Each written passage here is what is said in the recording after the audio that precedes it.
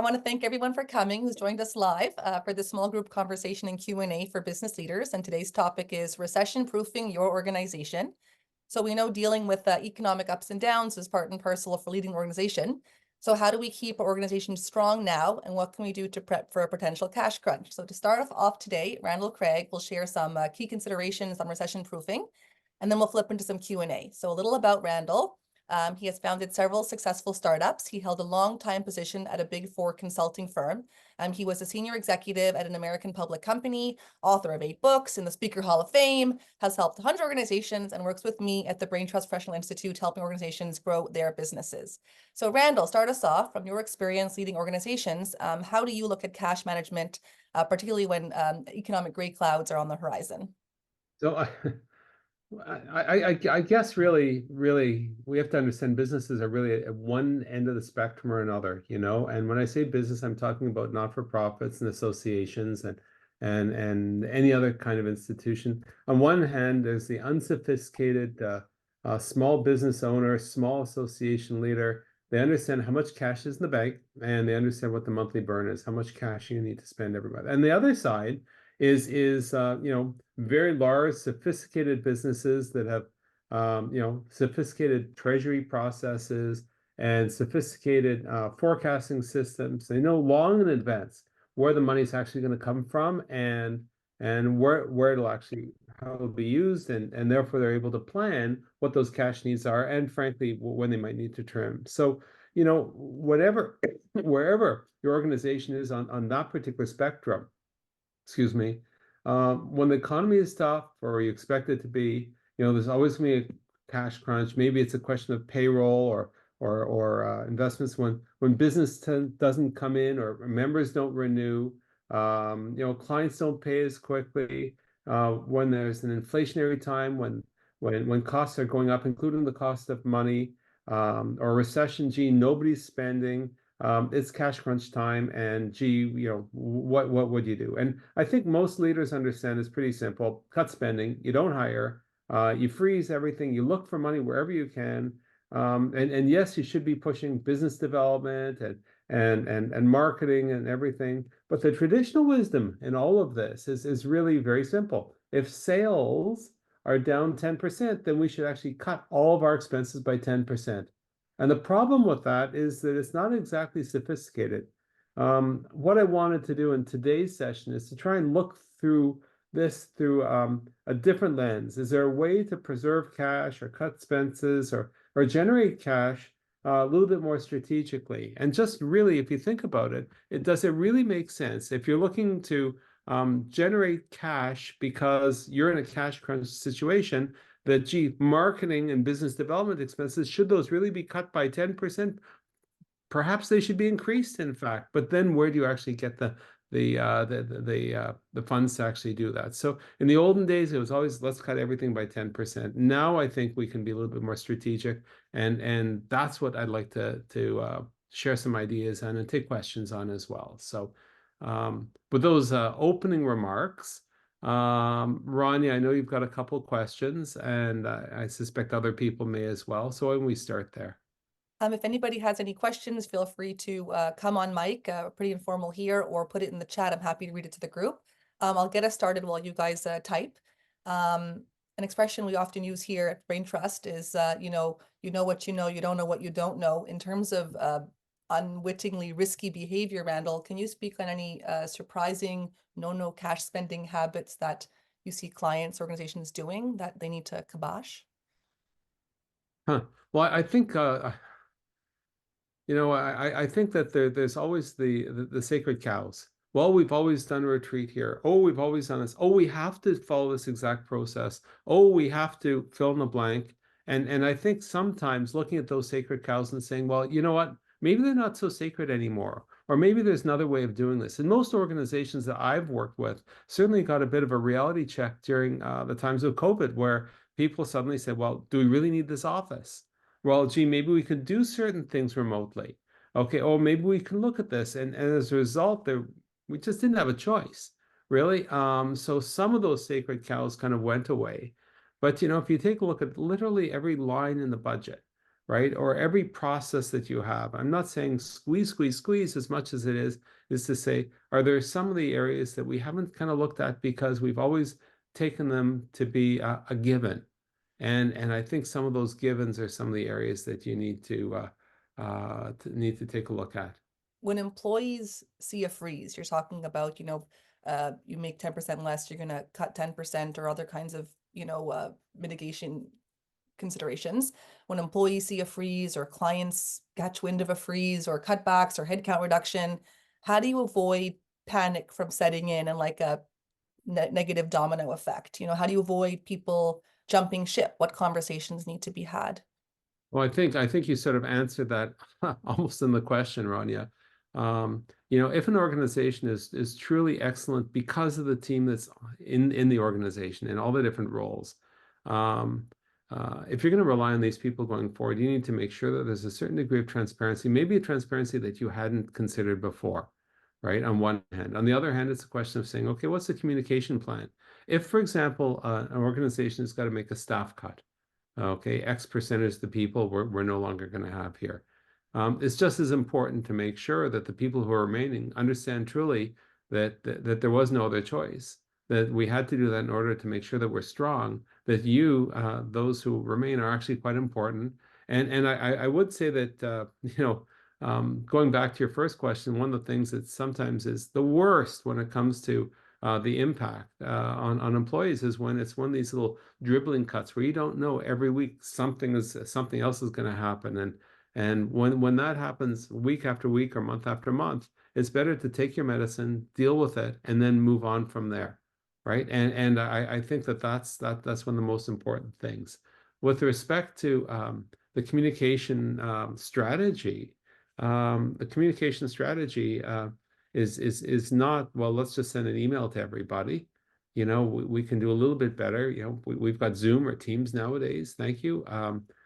We can actually meet with people in person if you're a hybrid organization. You can bring people into the decision-making process. One client a number of years ago had a terrible, terrible time. And it was a question of saying, okay, we got to get rid of 10% of everybody here. And this was very, very painful. And so they brought a group of managers together, and rather than saying, okay, 1 out of 10 we got to get rid of, the question was put, and somebody asked the question, well, what if we all agreed to take a temporary 10% pay cut, and perhaps we get something else in exchange? Okay. And everybody actually really liked that idea. So they put it to the greater team, and as a result of that, guess what? Everybody felt that they had skin in the game. Everyone felt that the team was more important, and doing something temporary of this nature worked. And then when times turned around, everyone went back to the percentage. I've seen this in several organizations, for profit and not for profit. Okay, but most people, when it's that kind of thing, want to be part of that conversation as opposed to having it foisted upon them. Of course, every organization is different, but that's something that certainly can be helpful. If anyone has any questions, feel free to jump in. I'll keep going just to keep us moving here, keep ideas flowing. Is recession proofing, is there such a thing as like a finite checklist you can feel as a leader, I've done my due diligence in this? Is it a once a year conversation with yourself, with your leadership team? Is it something, an ongoing mentality? Is it a quarterly KPI? Like, what do you recommend? So I think, in the medical world, there's always a question of, is it acute or is it chronic, right? And so, if there's a chronic issue, okay, there's something wrong with the business model. Gee, the industry has changed, the structure of the industry has changed, and therefore there isn't the good product market fit, if you will. There's new entrants coming in, and all of a sudden the dynamic of them, and so therefore there's this slow leaking that needs to be fixed one way or the other, and that fix can be, it could be a strategic one, it could be change of tactics, etc. Excuse me. In some parts of the world, it's the business world I'm talking about. It's a question of saying, gee, manufacturers used to sell to just wholesale distributors who sell to wholesalers who sell to retailers, etc. And now there's all these brands going direct to consumer. Okay, well, gee, what's a manufacturer to do? What's the wholesaler to do? What's the retailer to do? So all of a sudden, that's a shift that all of a sudden you as an organization, you can say, well, gee, just by making a cut will not fix the problem. There's a structural issue and strategic issue that needs to be fixed, and some tactical plans as well. On the other hand, when there's an acute issue, then it's a question of saying, okay, well, um, we might not make payroll. What are we going to do? Gee, we're tracking significantly below our budgets. We better take aim at solving the problem earlier rather than later, right? So the question of KPIs, which you mentioned, is a good one, and those are kind of the early warning signals. Even just basically looking at the budget versus actual numbers, okay, and doing a bit of forecasting. Some organizations are very good at that, and some of them are let's just say, a little bit more um, uh, I don't want to use the word primitive, but just don't have good budgeting, financial planning practices, and that's obviously something that's very important. The smallest organization is, oh my God, how much is my bank account, right? And that's not, gee, when are we going to get our next investment round? So some startups, it's the same kind of question. But when you're dealing with an acute issue, okay, when you're dealing with acute issue, there's a bunch of very specific strategies you can use beyond the let's just cut 10%. Is recession proofing something that the best companies do when they're flying high before there's a crunch? Or is this, recession proofing strategy something that, you're ready to implement when things do turn south? Like, is it like a too little too late? Is it like you have to do it in the first place? So I think that the best organizations are ones that say it looks like coming up in the next fiscal year, there's going to be some headwinds. So let's just sort of batten down the hatches and let's try and make sure that everything is um, ready for when those economic headwinds are coming towards us. We're pre-prepared. We've got food in the larder. We've got extra gas in the tank. We're prepared for it, right? So yeah, the best organizations and almost every leader kind of does that almost um automatically, if you will. I think that sometimes, and I think I've seen this with some younger leaders that I've advised, is that they may not have gone through as many economic downturns and upturns. And if you learn how to manage when things are constantly growing, the cost of money is almost zero. There's no issue of super high interest rates. The cost of money is suddenly, all of a sudden this is something completely new, but it's actually something that happens every number of years, that there's a downturn. And sometimes it's a question of, gee, I'm not so sure how to manage through this because I've only got all of my experience managing growth. In larger organizations, interestingly, when you're releasing products over and over and you're innovating and the economy is growing and you're going to new geographies and the business is growing, it's very easy to say, okay, so if we continue this 15-20% growth per year, then it should be in 2 years, we should have X number of people. We've got to start planning for those people now. We've got to start training them up in a certain way. And you're sort of in this mindset of how do we make sure that we're skilled up or tooled up to take advantage of all this growth. And then all of a sudden, boom, the economy's sort of gone the other way, or the growth doesn't materialize as quickly as it is, or gee, you've got to defer one thing or the other. And all of a sudden it's like, oh my God, we're sort of we're tooled up for this. And in reality, we should be, staying the course, or just less steep growth curve, or whatever it is, in which case sometimes there's this ricochet effect of people saying, okay, well, we've really got to cut, as and this is kind of the conversation between a CFO and a CEO and the entire leadership team. Okay, for certain organizations, it's the board that has some of that conversation as well. Okay, so what does this mean? What is the plan? Okay, and what are the contingencies? One of the things that certainly at the board level and in some organizations, the senior management, is a question of, let's do some contingency planning. Yes, here's the budget. Okay, here's the commitments for the next year or the next 2 years even. But okay, what are the different scenarios that might take place? And what might we do if it turns out that some of the numbers grow a bit faster, and some of the numbers maybe don't come in as forecasted. And just doing some very simple contingency planning, it can be as sophisticated as more spreadsheets and more plans and a huge presentations, etc., that people can critique and add to, or it can be, frankly, just a little bit of back of the napkin. Okay, so here's a couple of things that we're going to watch out for, and here's what we're likely going to do first. Because if you do some of the thinking beforehand, it's more likely that at the time of stress, of pressure, that you can act accordingly. I read recently a statistic that said that, 4 to 5 businesses don't last 5 years. I'm sure that number is, true in many respects. Are some types of businesses or business models more recession proofable or inflation proofable than others? Are some more vulnerable? And should an organization, you talked about like chronic versus acute themes in their finances, try to pivot to a more durable model? Without a question, and I think most people have noticed that in their personal credit cards and their corporate credit cards.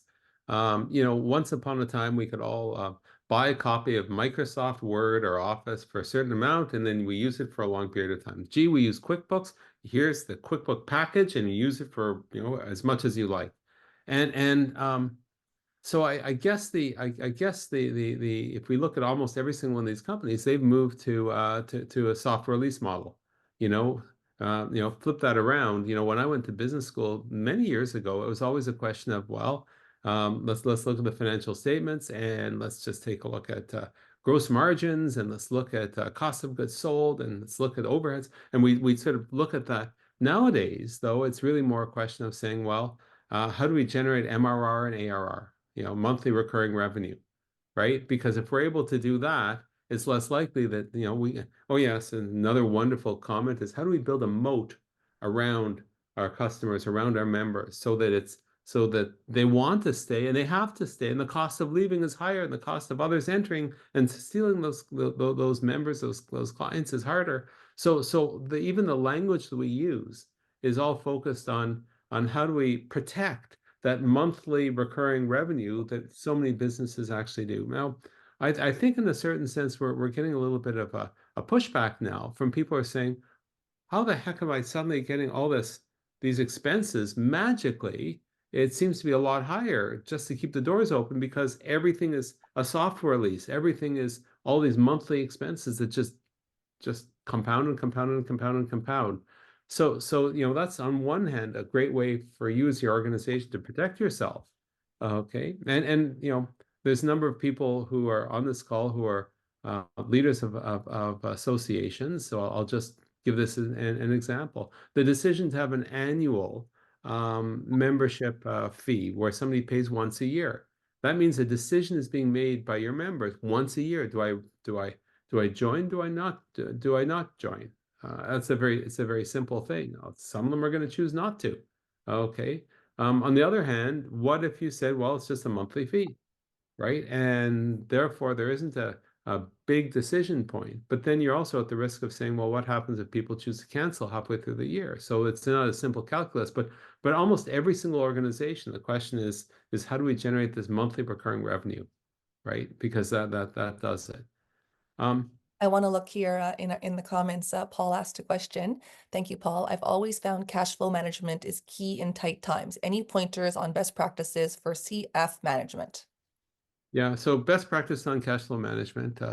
Oh, gee, you're absolutely right. Okay, and one thing which is obvious is to make sure that your budgeting and forecasting model is one that's very, very tight and is up to date. If your accounting system allows you to have a dashboard that shows exactly where what your current cash position is in. That's something that's very, very important.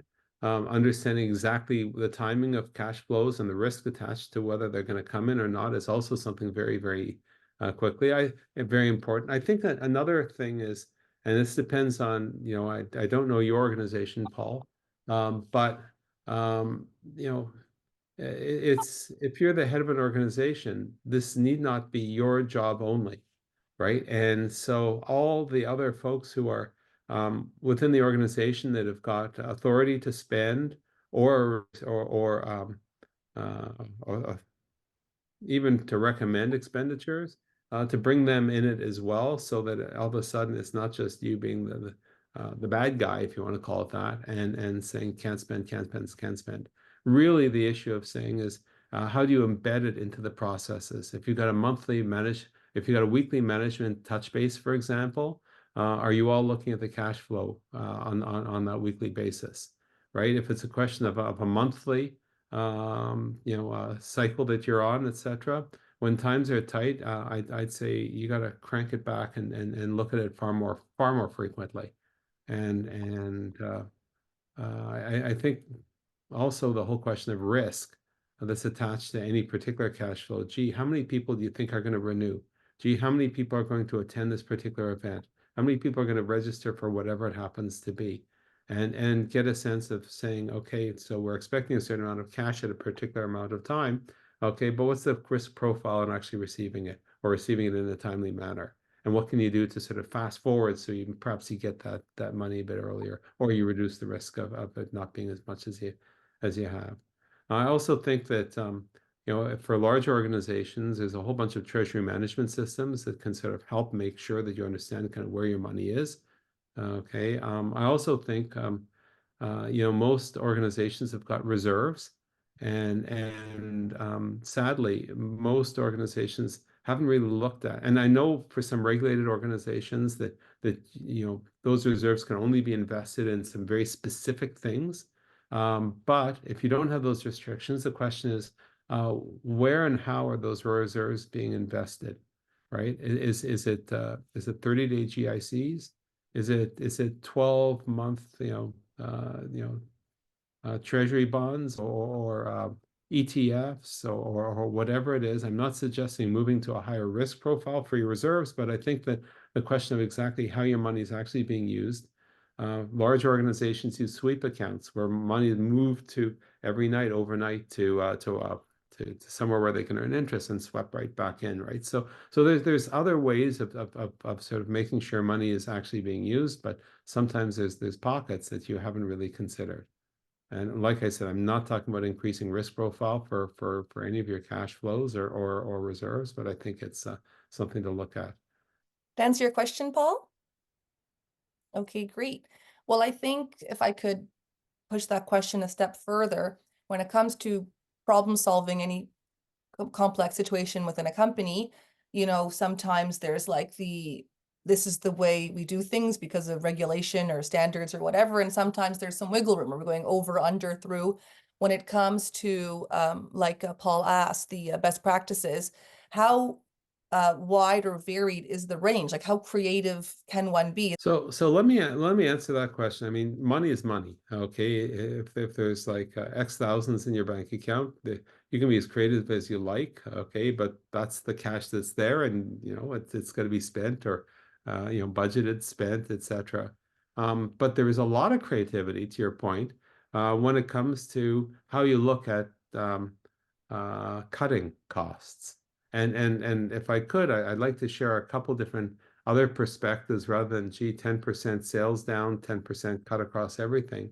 And some of these things, frankly, they're not rocket science. I suspect most leaders are doing these, but I think that it's when you look through a different lens, things look like a different color, and sometimes there's an insight you can get. The obvious one is just downgrading your expenses. Whether it be employee health plans and benefit programs.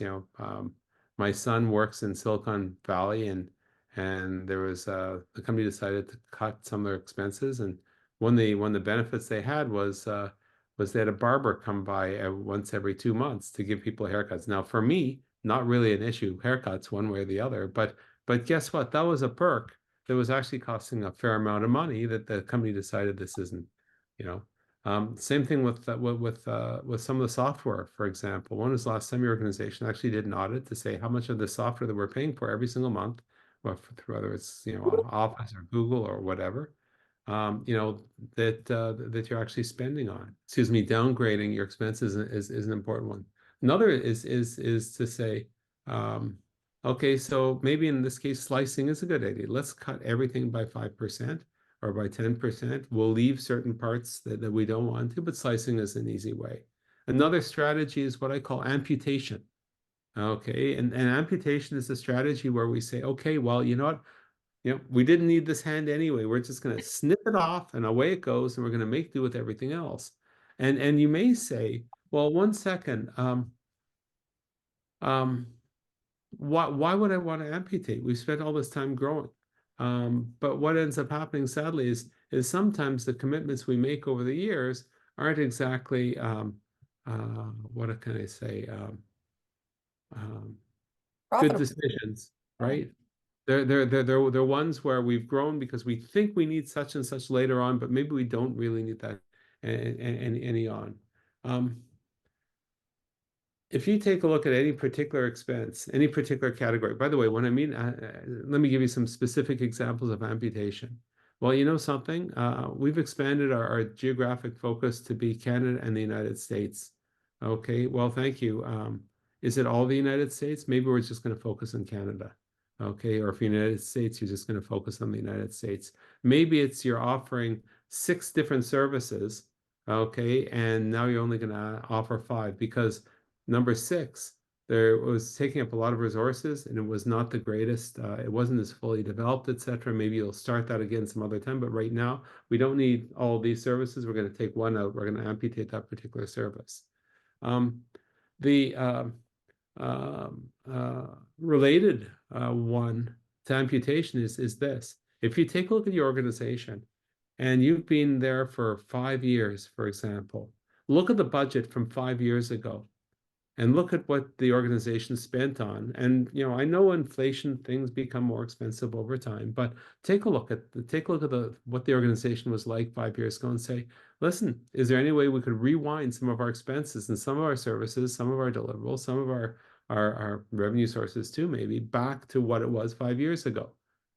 And the answer is, well, no, time has sort of moved on. We're a different organization. 5 years is a lot of time between now and then. We've accomplished a lot. But by taking a look at the delta between those and every single one of the expense items and say, well, you know what? Yeah, we've changed, but do we need to spend this? What would it take?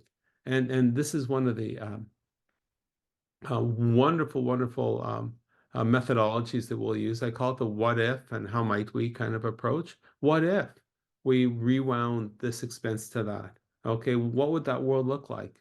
And then, well, how might we actually make that happen? Because if you're able to make that happen, all of a sudden, maybe you've looked at how to cut that expense or no longer, amputate that sort of business line or that deliverable or whatever in a way that doesn't hurt the overall organization and will just give you enough power to actually go through the cash crunch. Another technique is deferral. I don't think this one's rocket science at all. Do you really, really, really need to spend that money right now? Can it not be deferred until, say, next period? Sometimes the impact will be huge, but sometimes the impact will be very little, particularly if the people who are buying are not buying so much because we're in a recession-proof recession and they don't have the money or themselves. So why are you spending money actually keeping that? Maybe some of the expenses to support whatever it is can be deferred later on. Now, if you take a look at some expenses and your insurance provider says, well, you know what, you should increase the liability coverage from 3 million to 5 million because that's kind of the standard today. And you want to take their advice. You don't want to be caught sort of flat-footed. On the other hand, will it make that much of a difference to defer the decision to move from 3 million to 5 million from now until, say, 3 months or 6 months from now? It may, okay, but it also may not. What if, for example, your agency says, we want to increase the budget. We want to increase your marketing budget. We want to do more promotion, etc. Well, if the cost of, call it, customer acquisition, whether it's members or whatever the sales, if the cost of that is less than the revenue that's going to change, that will be generated from it, why in the world would you actually defer or cut the marketing cost when in fact that's going to work to grow revenue? right? So some of the deferral of expenses, if we do it just across the board, is not a good idea.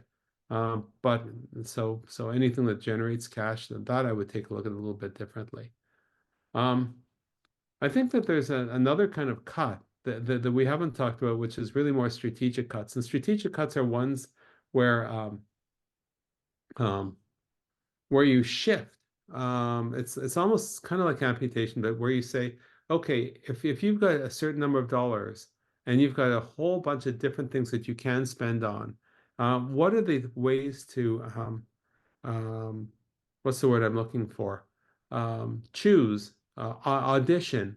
Okay, each one of these. So the ones that have the best return are the ones where you actually spend the money on.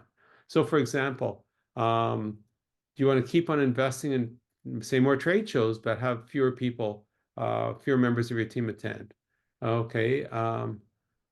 Invest in CRM and CRM training, okay, versus a new accounting system, just as an example, because the CRM might help generate more business. Or invest in downloadable lead magnets if we're talking about digital stuff, as opposed to generic blog posts. You know, both of them take resources and time, but of all these examples, I'm sure we can think of more of them. Some of them are a little bit more likely to generate cash, and if you shut them down, it'll generate less, which is a problem. Um, I think that the structural changes, we've all felt that we've all made changes because of COVID. But the whole question of saying, okay, how do we know what structural changes are? What are some of the tools we can use to identify those things and therefore make sure that our investments, expenditures in that area are right size,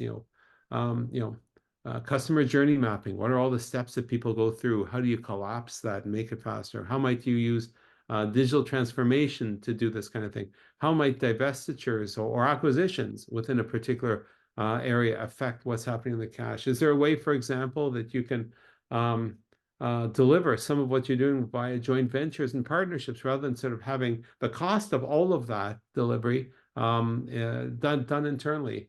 Is there a way that you can use outsourcing? Okay, to make some of this, and whether it's outsourcing to somebody local or across the pond, it doesn't matter, but must everything be done internally? Or how about the question of contractors versus employees? Okay, and a more flexible workforce, etc. All these things have cash impacts one way or the other, and they're kind of all under that structural change umbrella. How do you move from being a reactive organization to one that's a little bit more proactive and saying, okay, perhaps we can do some of these things. AI, how might AI collapse some of your workflows so that perhaps they can be done faster or far less cheaply, far more cheaply, I should say. So there's a whole bunch of other ones, but those are the different types of lenses I think that many organizations, are not thinking through, just because it's really more of a, well, cut 10% on the top. We got to cut 10% on all the expense categories. And I just don't think I think we could do better than that. Okay, lots of options. I hope everyone's taking notes. Uh, We've got the recording, folks. Got the So recording, sure. Come on, Mike. Randall, listening to all of this important stuff, whenever we pick these topics for our monthly sessions, they're very much driven on, the needs of our clients, what where the gaps are that we see with them, that we can fill in those gaps. And oftentimes we're pushing, to look at something as a priority, but there are so many priorities when running an organization. So, but the question I often ask in these sessions is like, when there's so much going on and things are going so fast, you're trying to please clients and trying to put out flyers left and right and manage all the things to manage, where in the priority list is recession proofing? number one, it's number one, period. Okay. And I think most people recognize that cash is the oxygen that animates an organization. It allows you to keep people employed.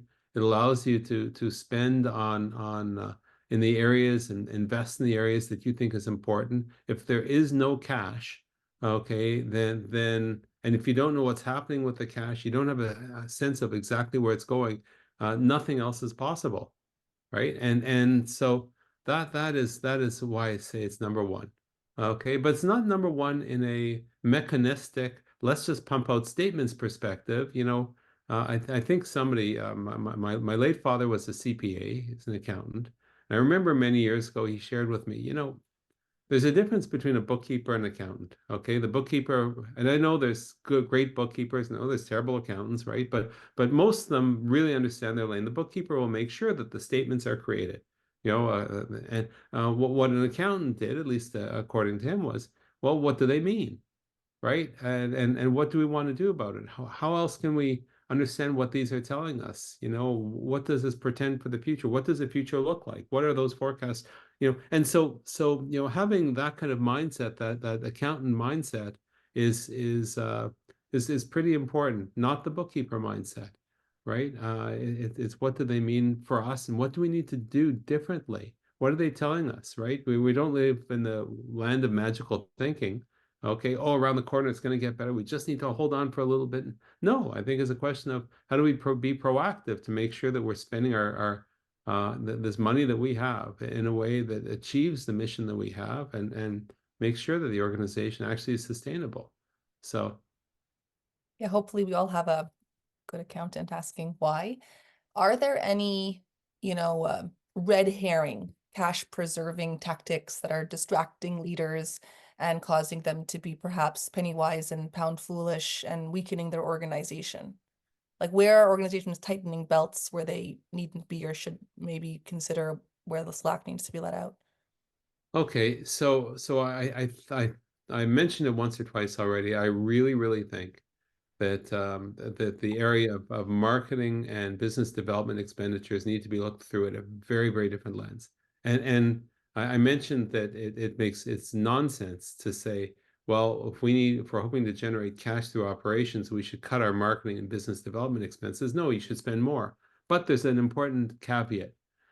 What if there's been some sort of change in the market, or change in your stakeholders, whether it be prospects, clients, members, whatever it is, that all of a sudden the marketing is not returning the investment that you're making into it, right? The world has changed, and therefore you can blow your brains out on marketing. It's not going to change the fact that nobody's signing up, no one's attending your event, no one's becoming a member, no one's buying your services or products. In that particular case, you've got to step back and say, uh-oh, I think we've got a product market fit problem here, right? And that's where we've got to spend our time and effort to make sure that when we do spend our money on marketing and business development, it'll actually be by far net cash positive, right? Rather than net cash negative, right? And sometimes there's the legacy problem that we've always done it like this, and therefore, or sometimes as we're working with this agency and this is the way they've always done it, right? Or gee, we've got Pat, for example, who's always done our marketing in our department, and she's very likable, but maybe none, things have changed out there. So that's kind of one sort of area that I'd say is penny wise and pound foolish.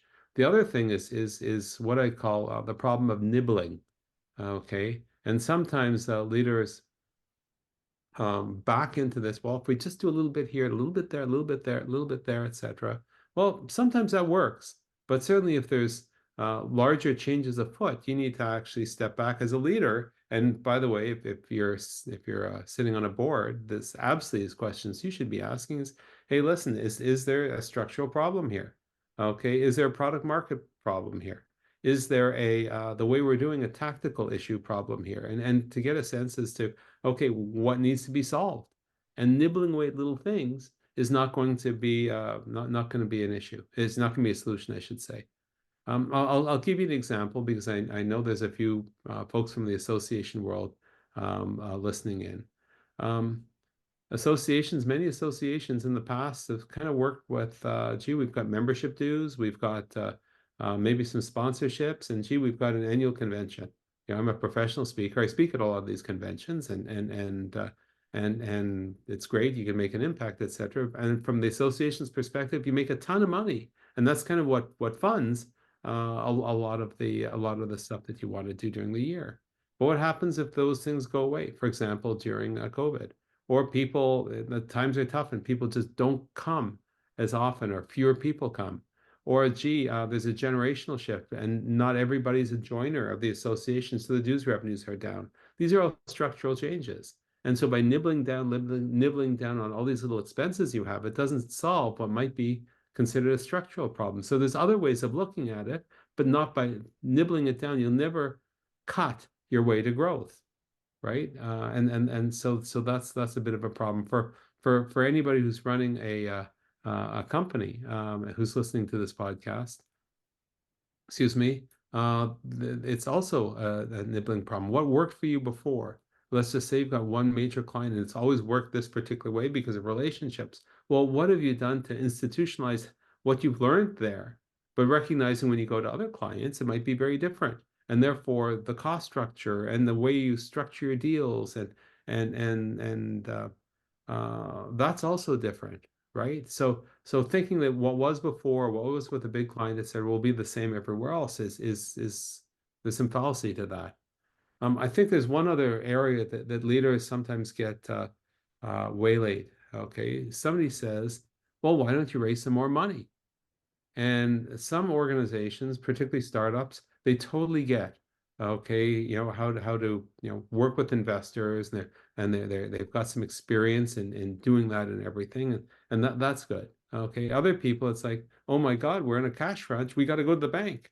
Okay, then you've got the bank on your back, and that becomes a problem. Or some people will say, well, you know what? We've got such a good idea. We're gonna do some crowdfunding. Yeah, we're gonna do crowdfunding and we're going to get money through that. And then whatever it happens to be, and some of these are good ideas, like there is a role for government financing, there is a role for crowdfunding, there is a role for going to external investors, etc. But if you don't have the experience in doing some of these things, sometimes the deal that you get or the time that it takes for you to actually close, if you will, whatever that funding source might actually be, is actually huge, right? And sometimes you find yourself bound in ways that you might not have expected, right? So that's also a bit of a challenge, you know. I think there's one other easy way to sort of not generate cash, but certainly manage it, is to delay payments, right? And this isn't a bad way to do it. You've got all these people that normally you pay immediately, and their invoices say right on it that net 30, it's due in 30 days. So you think, okay, well, we're going to push it to 30 days. But very often it says net 30 and you've already been paying them in 30 days. So you say, well, I'll pay them in 45 days, so you think nothing of it because overall it'll make a big difference to your cash flow. But, certainly for the people that have been giving you credit, your suppliers, for example, a lot of them might not be so happy about that. And there may be other effects. I remember with one of my companies a number of years ago, we worked with a big law firm. It was very interesting. We were doing some advisory work with them. Excuse me. The work was done in January. February 3rd or 4th. That's when the invoice went out. So very good. They've got a net 30 payment strategy, so that's fine. So February. So it was then it was approved, and then it was put into the pile, and come March 3rd or 4th, that's when we expected to be paid. But I found out when we weren't paid that in fact what that meant is it now went to the people who write the check department, and they only do that at the end of every month. So the end of March is when we got the check, but we did the work in January, and now we're being paid like 60 days or so later. Almost 3 months between when we started the work and we got paid for it. What do you think that does in terms of the motivation of the people that you're relying on to actually do good work for you? Maybe they'll stop doing work. Maybe they'll put more junior people on it. Okay, maybe they'll start resenting you, and you may have thought of them as being great partners with a long history. So sometimes it's easy to do things without thinking about, well, what's the impact? What's the impact going through? So what I would say in those particular cases, if it turns out that you've got this bit of a cash crunch, it could very well be your suppliers are doing have so as well, and to have a conversation saying, listen, we've got a bit of a challenge here. Okay, we've got a bit of a crunch because some of our clients haven't been paying on time. Normally we've always paid you on time, blah, blah, blah, blah. Okay, I'm wondering if we can arrange just for some change in our dating for the next 3 months, just to help us through this. Or might you be able to sharpen your pencil and give us, better pricing, etc. But to have the conversation rather than having it imposed on them, where's my money? They'll be thinking. It's one way of doing it. So. Well, I'm familiar with another strategy than the ones you've mentioned, which is, let's double down and, identify where within the organization we can be more efficient, more productive, have more output, to be more successful. So fair enough. Ideally, within a successful organization, productivity is high enough. What would an audit like that look like? Would you recommend that? I mean, you haven't mentioned it yet in the hour. No, no, no, I haven't. But that's a great point, I probably should have started from there. We talked near the beginning about the importance of the team and everything from a communications perspective. But they're not just recipients of your information. They're the people that make things happen. These are your partners, whether they're employees, contractors, whether they're joint venture partners or your channel partners or your clients, right? And so. Um, this is on one hand, it's a question of saying, okay, we can do some facilitation and brainstorming, and we can pull some of these ideas out, right? It turns out that when people come up with great ideas, they're far more motivated to actually execute those good ideas, right? And so why would you not use your team to actually find those areas that might generate greater efficiencies or less cost cutting? I remember years and years ago, there was somebody who was in charge of doing all of the stationary stuff. Almost every department in a large organization has got a cabinet where there's post-it notes and pens and staples and I don't know whatever else is in there, right? And it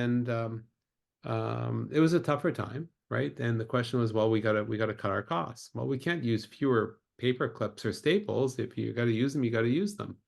But it became very clear that everybody had a hand to play. All of a sudden, instead of having these bright colored, multicolored folders, because that's what we've always had, all of a sudden they were these manila colored ones, and every single folder now was the very same.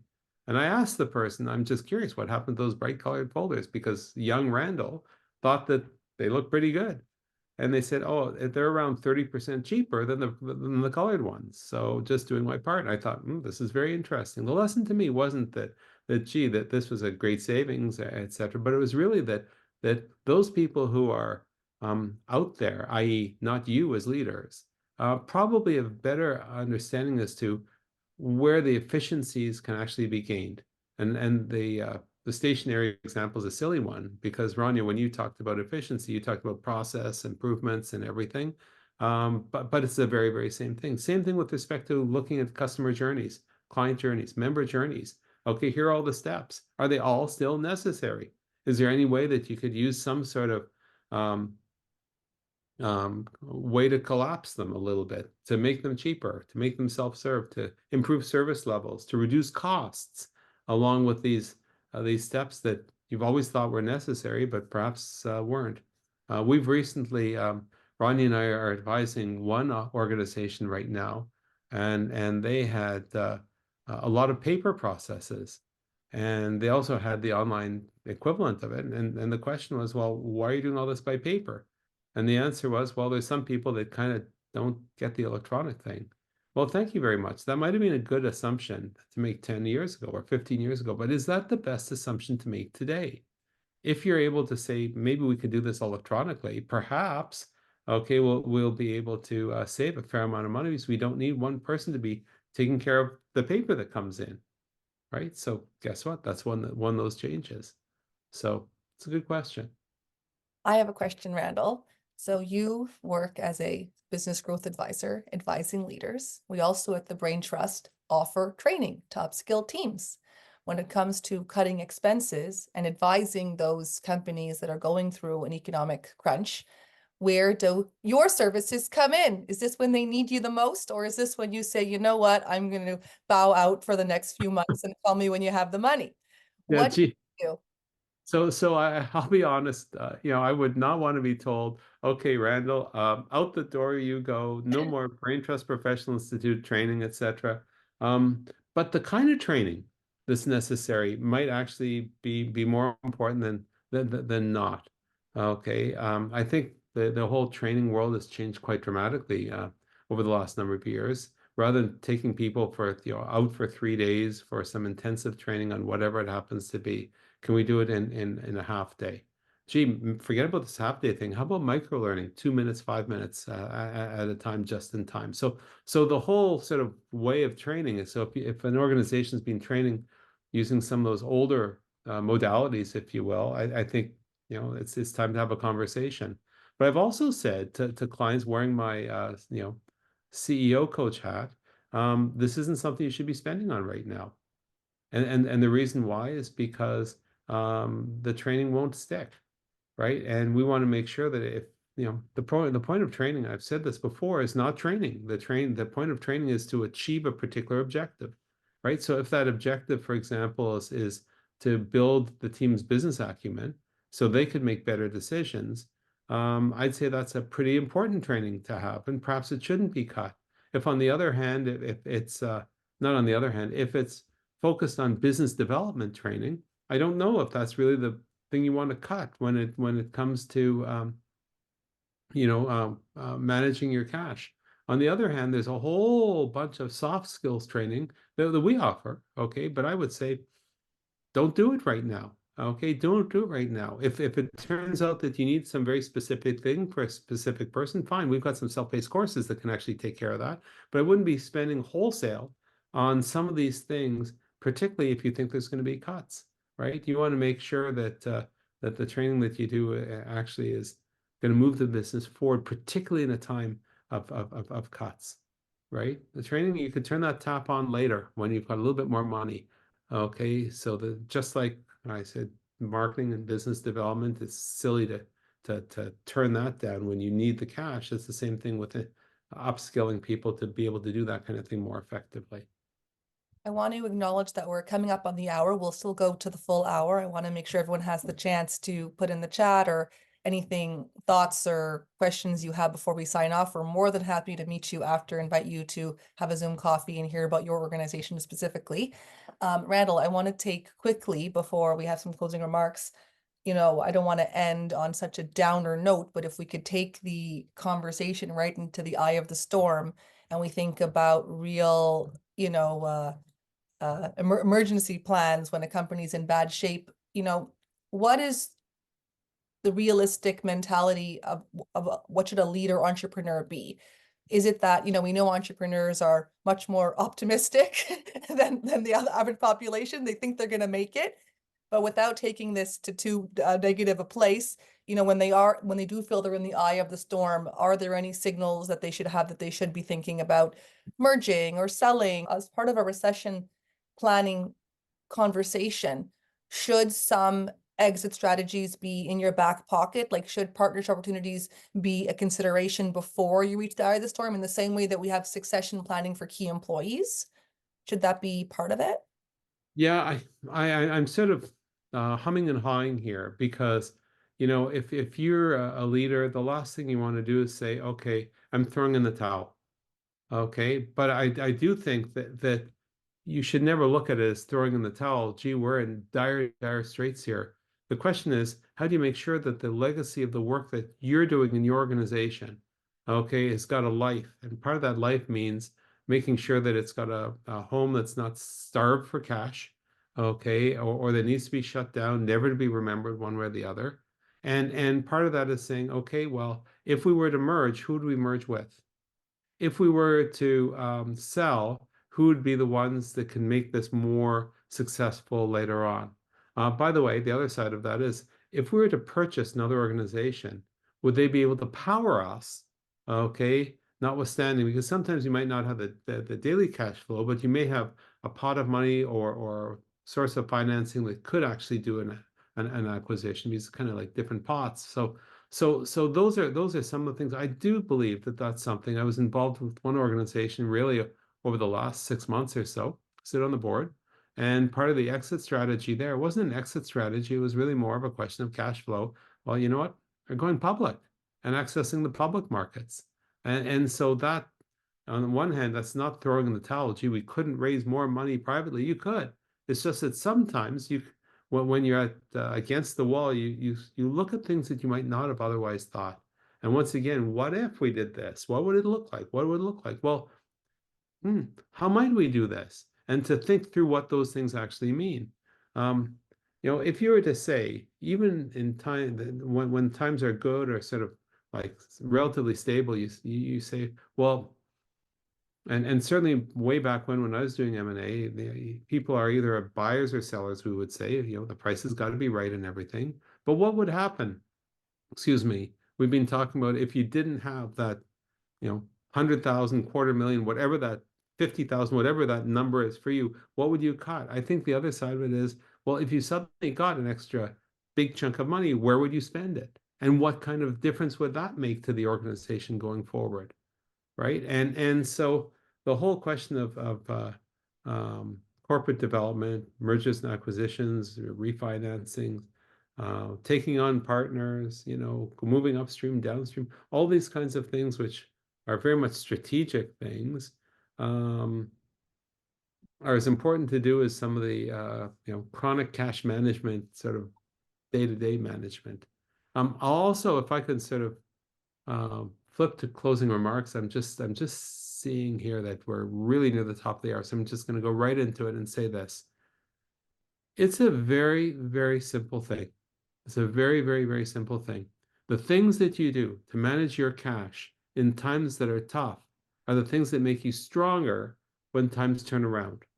And I'd suggest that even when times are good, going through this kind of cash management, recession-proofing kind of approach is exceptionally healthy, because that forces you to make sure that every dollar that's spent or invested is actually doing its job well, right? And if you're able to do that when the times are good, okay, you'll also have the corporate experience to be able to do it when times are bad. And I want to thank Randall for the conversation today and thank everyone that joined us live. If any of the issues we talked about resonate with you, please reach out. We'd be happy to have a conversation, answer questions, share resources. And if you'd like to be on our list to receive our monthly invites for these live events, please let us know at info@randallcraig.com.